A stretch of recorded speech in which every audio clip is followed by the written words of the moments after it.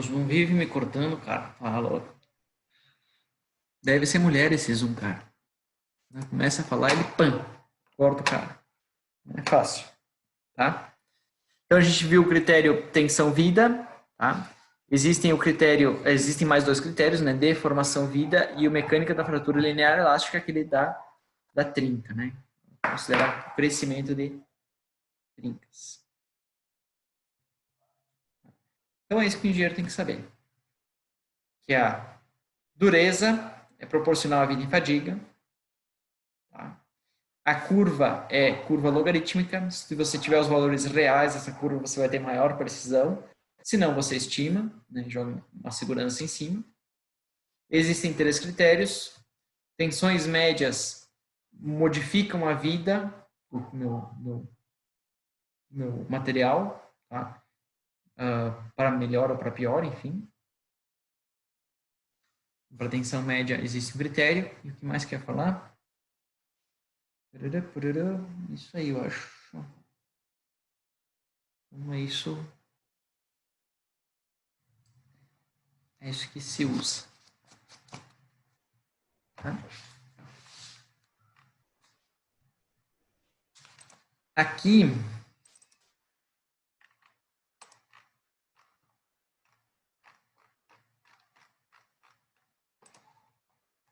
tá. Enfim, vamos lá.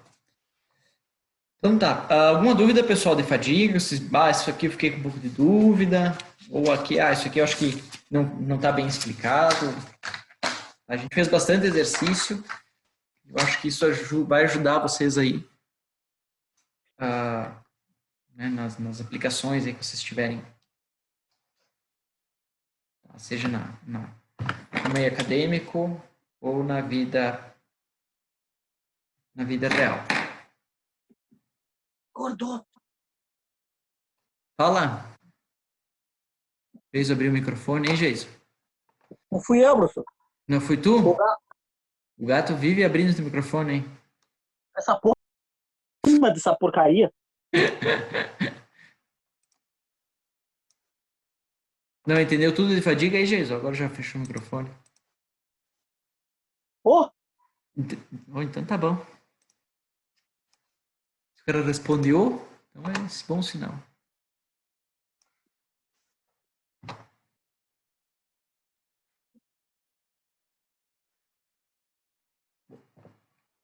Então, basicamente, tá? Basicamente, eu queria chegar com vocês até nesse estágio. Agora, pessoal, 7h44, tá começando uma reunião nova, estamos com 3 minutos. Agora eu vou começar a entrar nos elementos de máquinas propriamente ditos, tá? O primeiro elemento de máquina que a gente vai estudar serão os shafts, ou eixos, tá? Os eixos. Né? Eixo a gente estuda primeiro porque para pegar toda essa teoria que a gente estudou, tá? De von Mises, de fadiga, né? É bem fácil de aplicar em eixos, bem fácil de aplicar em eixos, tá? Então a gente já aproveita toda essa bagagem que está fresca na cabeça de vocês e mostra como aplica, tá? Mostra como aplica. Então a gente vai ver aqui, né? Resistência estática, resistência à fadiga, né? Deflexão rigidez, que é nosso capítulo 4, tá? Inclinação e a gente vai ver um pouquinho de chavetas também, não sei se está aqui, tá? Chavetas também. Vibração é um efeito crítico em eixos, tá? Principalmente eixos alta rotação, mas eu não vou conseguir atender esse capítulo aqui nessa disciplina, né? A gente vai ficar só com a parte de tensão e resistência, tá? Bom, me faz falta um quadro, até estou providenciando aí, mas não consegui para a aula de hoje, tá? Então vamos botar aqui a câmerazinha. Como é que a gente começa essa aula de hoje? Tá?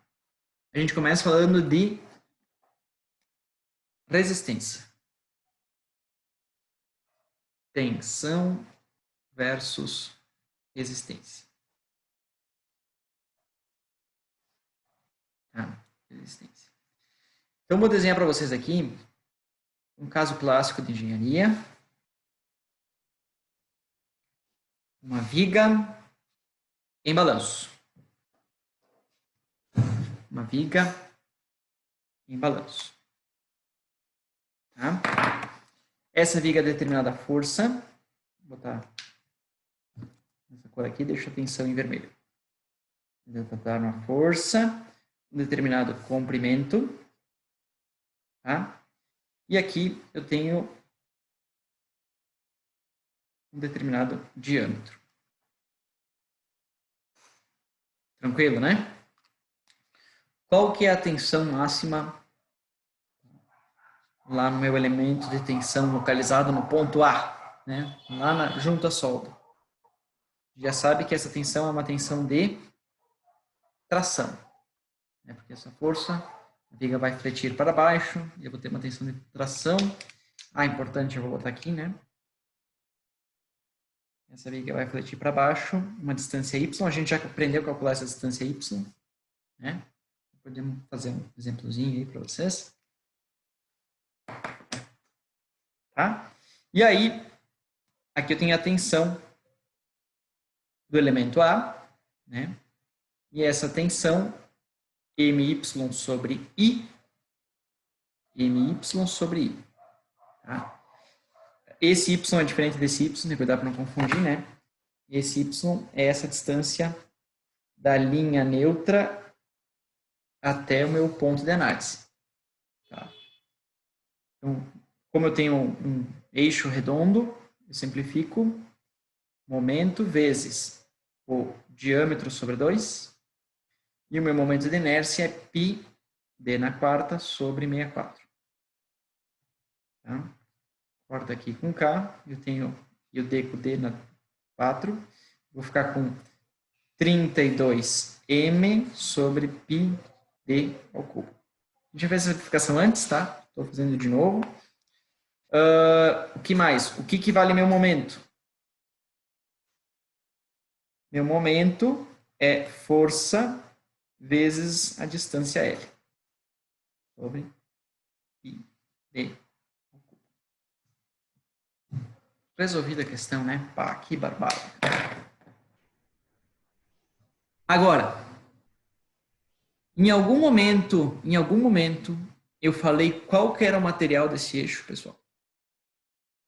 Em algum momento eu falei, tá? E vou mais. Se eu calcular a deflexão, é a mesma coisa. Tá? Vamos calcular a deflexão aqui. Y igual. Como é que eu calculo a deflexão? Eu tenho as tabelinhas, né? Vocês sofreram bastante com essas tabelinhas aí umas tarefas. Tá? Onde é que estão as tabelinhas? Acho que está um pouquinho mais para trás. Aqui. Y igual a FL ao cubo sobre 3EI.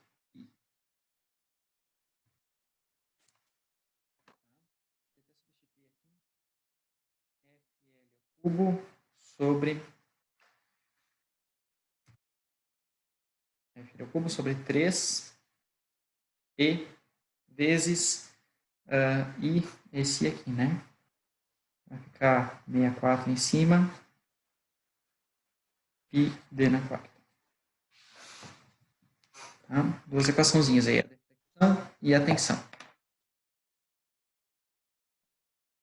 Onde é que eu falo do material, pessoal? Tá, tudo bem, eu falo do módulo de velocidade, né? Então, dependendo do material, ele vai defletir mais ou defletir menos. Mas a tensão independe do material. Olha que noia. A tensão independe do material. Se esse eixo, tá? Se esse cilindro for de madeira, for de aço, for de titânio, for até de adamantio, tá? A tensão é a mesma. A tensão é a mesma. A deflexão varia em função do eixo, tá? Mas a tensão é a mesma. Vamos um pouco mais. Se esse eixo for de 1020, for de 1045, de aço de alta resistência, qualquer aço, tanto a deflexão quanto a tensão são a mesma. Tá? Porque o E a gente pode considerar mais ou menos padrão, tá? Para todos esses materiais, para todos os aços. Tá? Então, olha só. Tanto tensão quanto deflexão independem do material. Depende basicamente da geometria.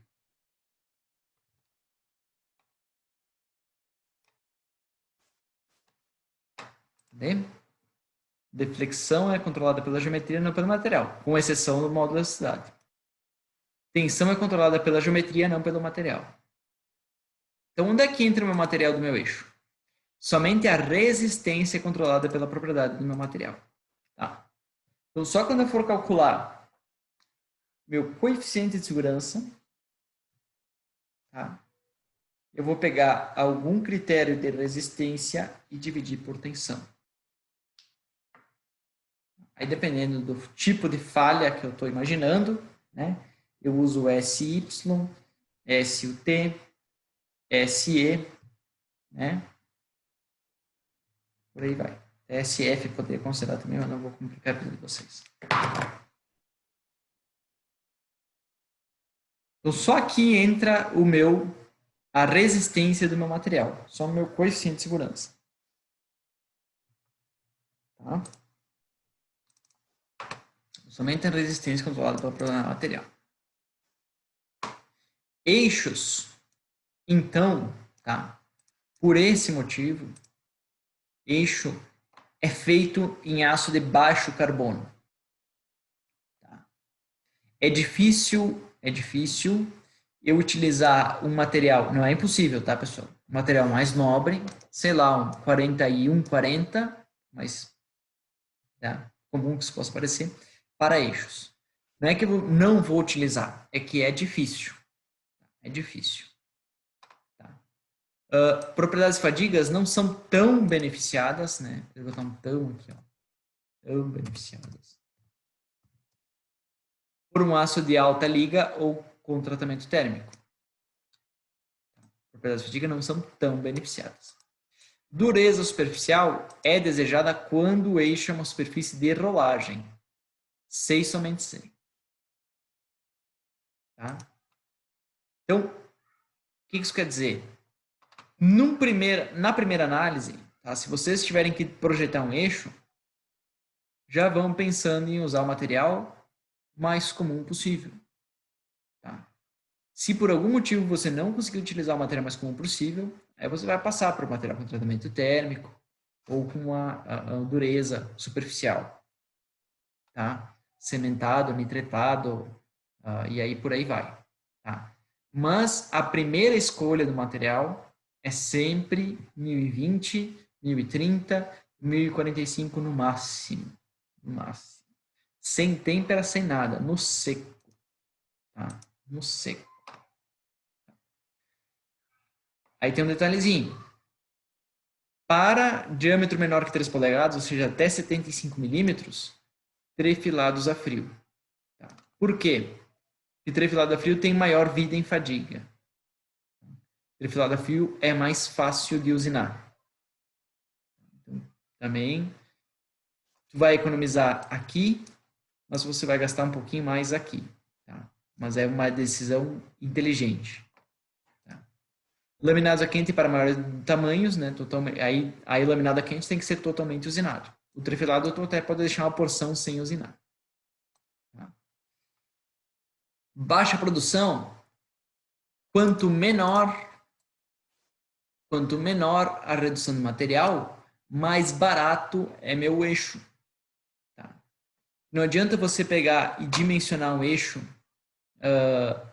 para um diâmetro mínimo. Tá? O meu eixo nessa porção, tá? Ó, meu eixo nessa porçãozinha aqui, ou aqui, ou aqui. Aqui tem um rolamento, tudo bem. Bom, mas nessa porção aqui, ó, se ele tiver 20 milímetros, tá? É suficiente. Só que se minha matéria-prima ela tem 35, se minha matéria-prima tem 35, eu vou ter que usinar, fazer cavaco de todo esse material. E isso custa. Então, claro, eu vou dimensionar para o menor diâmetro base inicial possível.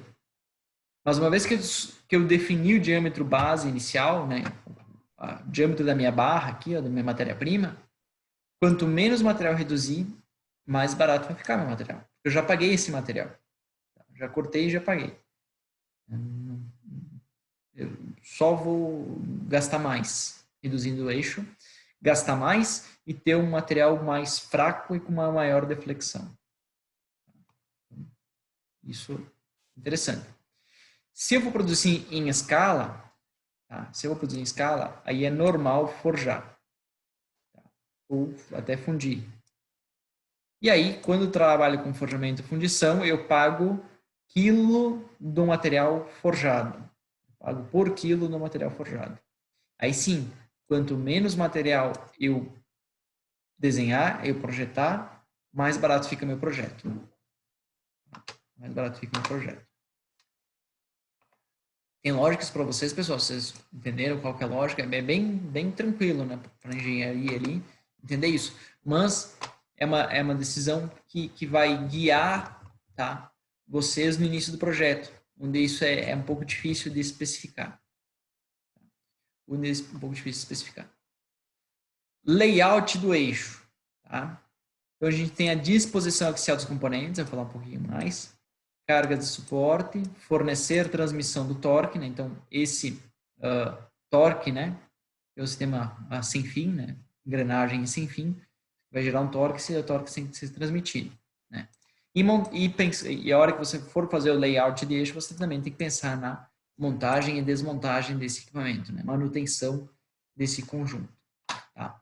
Qual que é o primeiro passo para o projeto de qualquer eixo? É definir isso aqui, ó, a posição, tá, dos componentes. Tá? Eixos. Já fiz dos dois jeitos, tá? Eixos tem duas configurações principais. Ou em balanço ou biapoiado. Ou em balanço ou biapoiado. Uma configuração principal.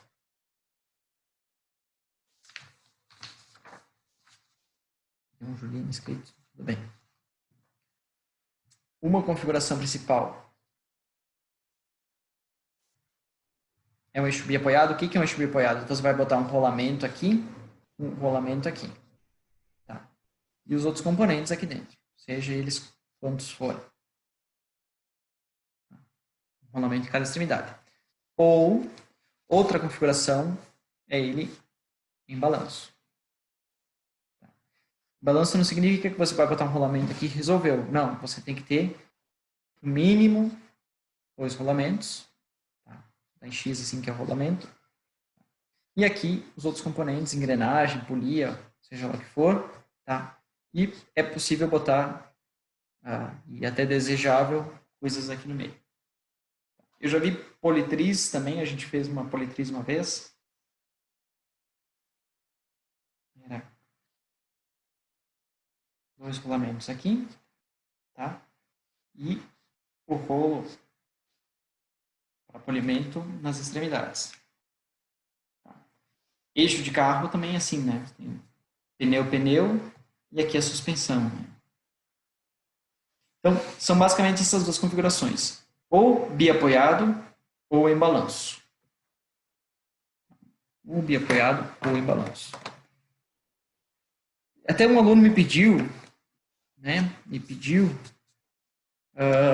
acho que não lembro se ele quisesse pronunciar aí, no início do curso, que ele tinha um caso, ele tinha aqui um rolamento, ele tinha outro rolamento, e ele tinha outro rolamento. Né? Aqui eu acho que era motor, e aqui você tinha motor aqui, e aqui tinha uma engrenagem. Eu acho que era uma coisa assim. Tá. Configuração com 3 rolamentos não são desejadas.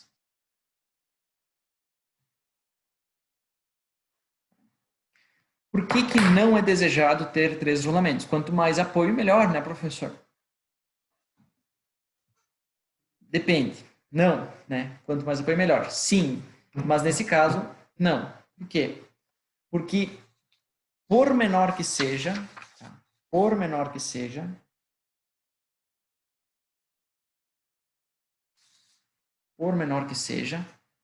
tá?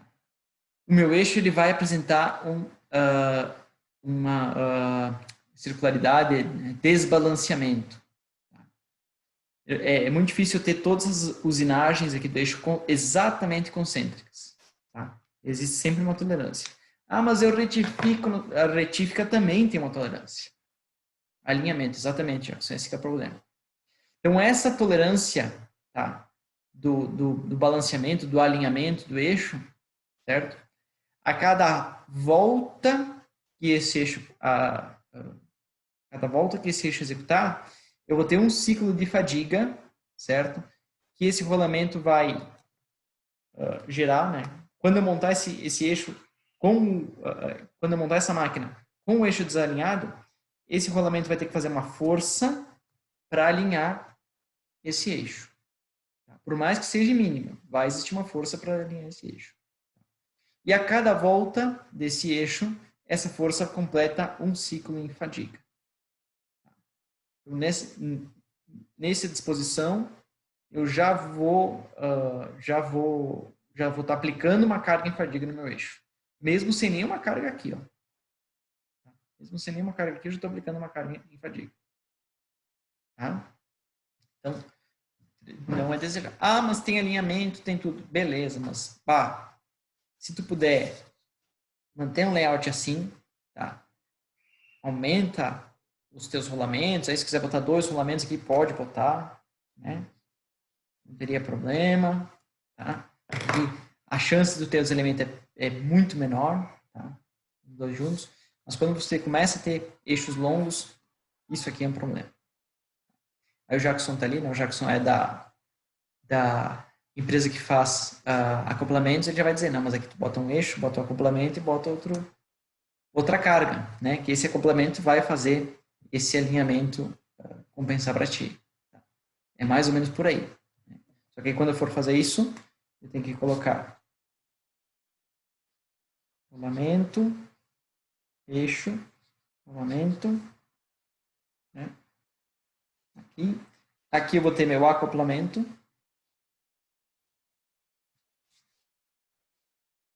E aqui eu vou ter que ter mais 2 rolamentos. Ou aqui, se você quiser em balanço. E a tua carga aqui, por exemplo. Né? Ou a carga no meio dos eixos. Tá? Então você gasta um rolamento a mais e o acoplamento a mais. Tá? Mas isso aqui é joia. Isso aqui é muito complicado. Muito fácil de dar problema nisso aqui. Mas se for item de produção, se é uma peça só que vai fazer, calibrar e jogar, beleza. Agora, se é um componente que você vai produzir em série, tá? A produção em série, ela sempre vai ter variações, uma hora vai ter uma dor de cabeça.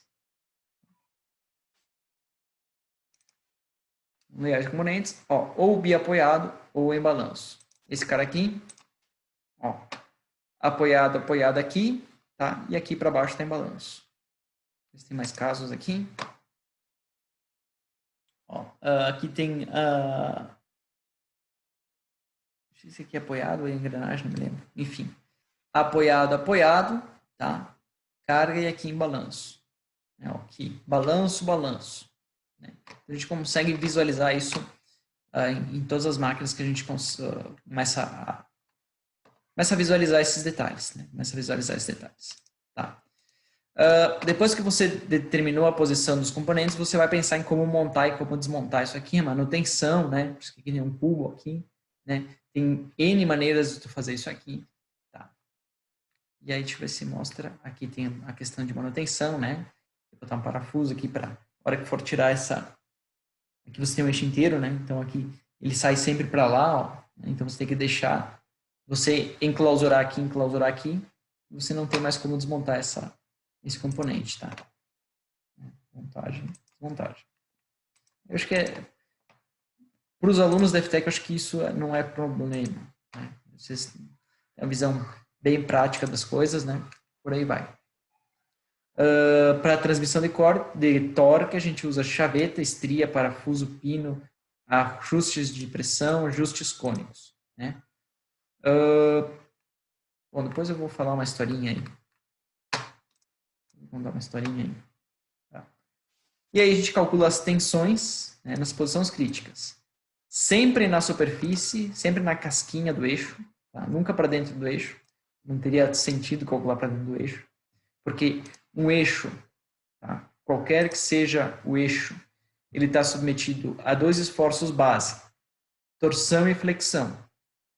Tanto torção quanto flexão, o maior carregamento é sempre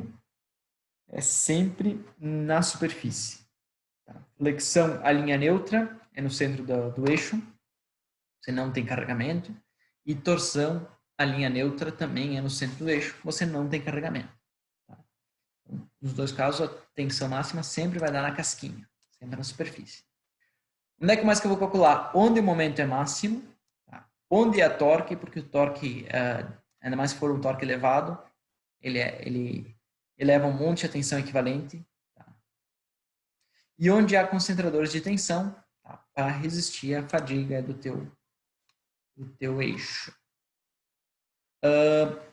Isso aqui fala mais para frente ou não? Não fala, tudo bem. Então, por esses motivos, tá, pessoal? Pela disposição axial. Tá? Engenheiro aí. Nesse tipo de eixo, onde que o carregamento é máximo? Onde que o momento é máximo? Sempre no centro. Se essa carga for maior, vai puxar um pouquinho para cá. Se essa carga for maior, vai puxar um pouquinho para cá, né? Mas nunca vai ser junto à fixação. Vai ser no centro do eixo. Tá? Esse tipo de eixo, aqui você tem ele aqui, né? Esse tipo de eixo em balanço, onde que o carregamento é máximo? Bom, claro, pode ter um carregamento aqui no centro elevado, mas normalmente é junto à fixação, né? Como eu desenhei aqui no início da aula, né? Junto aqui ao engaste, tá? No caso, seria junto a esse enrolamento. Então, normalmente o momento do eixo é elevado no centro. E para montagem e desmontagem, tá? Eu sempre monto do centro para fora. Eu sempre desmonto do centro para fora. Então, é normal nos eixos existir uma massa maior no centro, tá? Uma massa maior no centro, e eu vou usinando essa massa nas pontas. Vou diminuindo essas massas nas pontas. Quando eu for diminuindo, eu garanto que esse componente sai por aqui. Tá? Se eu tiver uma massa grande aqui, uma massa grande aqui, essa desmontagem pode ficar um pouco complicada. E uma massa grande na ponta não contribui para a resistência. A massa sempre fica no momento máximo. O meu eixo sempre vai ser um formato escalonado. Sempre vai ter um formato escalonado. Bom. Ó, Jackson, vi que eu fiz propaganda para ti. Depois, se vender aí, eu quero uma comissão, tá?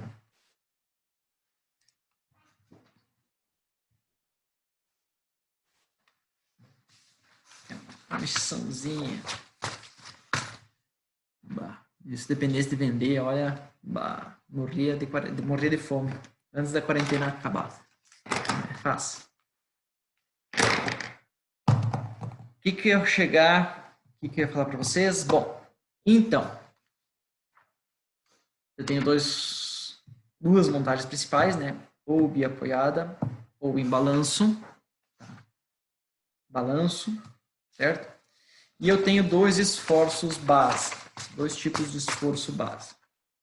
Tá? O esforço base número 1 é momento e o esforço base número 2 é torção, tá? Não respectivamente nessa ordem. Então, vamos pegar o caso principal, viga ou eixo biapoiado. Tá? Viga biapoiado. Então, eu vou ter meu eixo.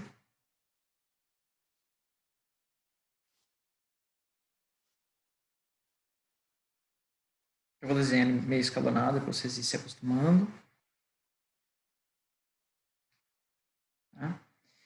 Aqui eu vou ter meu rolamento.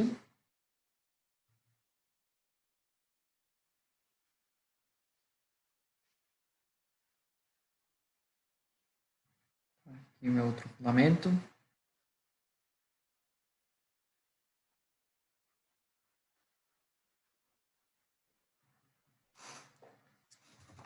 Deu aqui. Ah, tá acabando meu tempo. Tudo bem. E assim já. Tá? Bom, enfim, aqui eu vou ter... tá. Aqui. Cargas. Força P. Força C. Aqui eu tenho reação em A, reação em B. Tá? Caso clássico. E aí eu vou ter o nosso torque. Deixa eu botar em verde aqui para ficar diferente. Torque em B, e no sentido contrário, torque em C. Tá? Feito o desenho, eu vou fazer os gráficos, esforço cortante e momento fletor. Tá? Esse eixo X. Tá? Para isso que a gente usava isso, né, lá na teoria das estruturas. Então, nesse caso, dependendo das forças, vai dar um negócio mais ou menos assim. Tá? O momento fletor nem vou me arriscar a desenhar. Tá? Mas eu vou ter aqui nosso momento máximo. É mais ou menos isso, esse é o procedimento que vocês vão tomar, né? Feito eixo, localiza as forças, localiza os torques, tá? Calcula as reações, isso vocês já dominam lá em teoria das estruturas. Esforço cortante, diagrama de esforço cortante, diagrama de momento fletor, tá? Feito isso, a gente tem dois esforços principais. Poderia traçar o diagrama de momento torsor, tá? Se você tiver muito torque aqui, mas normalmente você tem um torque de ação e o de reação. Então, só nessa região entre as engrenagens, os polias, você tem torque. O diagrama de torque vai ficar assim, sobe e desce. Né? Para baixo.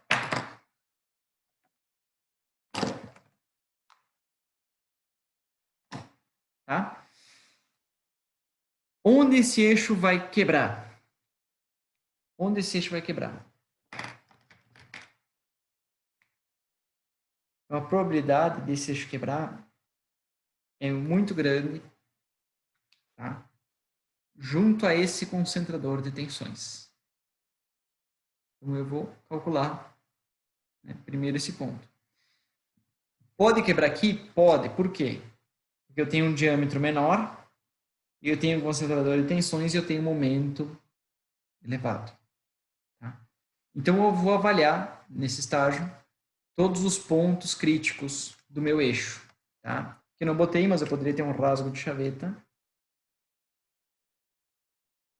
E aí também esse rasgo de chaveta, né?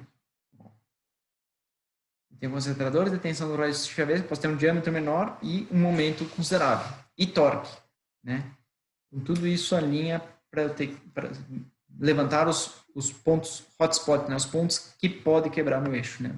O eixo pode falhar. Tá? Vou avaliar aqui essa seção, vou chamar de 1, 2, 3, 4, 4. Tá bom. São 4. Tá? Ponto 4. Certo? Claro que vocês vão avaliar todos, né? Que esforços eu tenho no meu ponto 4? Ou, né? Esse cara pode quebrar, e se ele quebrar, ele vai quebrar onde? Ele vai quebrar. Aqui eu tenho tração, por exemplo, tá aqui embaixo. Ele vai quebrar nesse pontinho aqui, ó. Nesse ponto crítico aqui. Nesse ponto crítico aqui. Que esforços eu tenho nesse ponto crítico? Eu tenho um esforço de fadiga, tá? Porque hora é tração, hora é compressão. Tranquilo isso, pessoal? E esse esforço de fadiga, tá? Esse esforço de fadiga, ele vai ser essa equaçãozinha aqui, ó. 32m sobre πd ao cubo. Tá? Essa vai ser minha tensão alternada. Porque ora ela é compressão, ora ela é tração. Tá? Hora da compressão, hora da tração. Tensão A. Qual outro esforço que eu tenho nesse ponto? Eu tenho esforço devido ao torque. Tá? Então, em determinado ponto, vai existir um esforço de cisalhamento devido ao torque. E a equação, tensão, 16T sobre πd ao cubo. Tá? Se não lembra onde é que é a equação, a gente fala um pouquinho depois do intervalo, me peçam ali. Tá? Eu já falo intervalo porque falta 3 minutos para a reunião acabar. E depois a gente faz um intervalinho aí de uma meia hora para tomar um café, para respirar, levantar a bunda da cadeira. Então, esses são os dois esforços principais no meu eixo. Tá? Existe esforço cortante? Existe. Mas, para eixos principalmente de aço, tá? Esse valor é muito pequeno. Não contribui para a falha, para o dimensionamento, para a resistência. Tá? Que outro tipo de esforço eu poderia ter? Eu poderia ter esforços axiais. Né?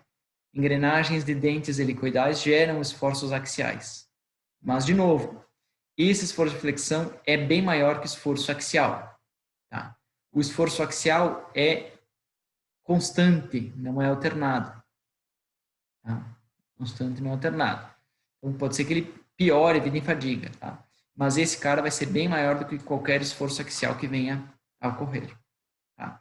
E esse torque, pessoal, diferente do esforço de flexão, que conforme o eixo gira, ora ele está em tração, ora está em compressão, tá? O meu torque, conforme o eixo gira, ele é constante. O torque ele é constante. Esse ponto está sempre submetido ao mesmo torque. Só vai variar esse torque se eu inverter o sentido de rotação do eixo. Aí meu torque passa de mais para menos. Tá? Ou se meu torque ele tem uma vibração, ele tem uma carga alternada, né? Estou aplicando um torque, aumento, reduzo, ou uma vibração de torque. Tá? Mas, tirando esses casos, esse torque vai ser constante, ou seja, vai ser um torque médio. Tá? Lembrando que a gente viu lá em fadiga, aqui eu tenho esforço alternado e aqui eu tenho uma tensão média. Tá? Aqui tem uma tensão média. O que faltou? Muito importante. Vezes concentrador de tensão fadiga. Tudo isso vezes concentrador de tensão fadiga de cisalhamento. Aí vai um Szinho.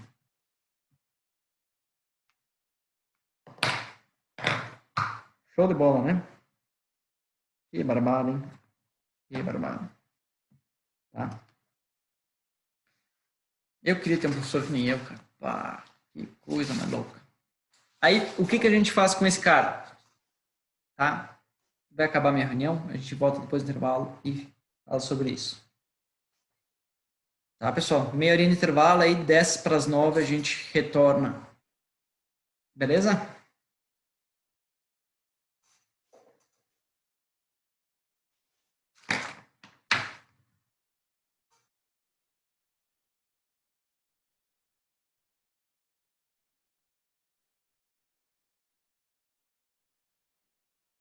Vamos lá.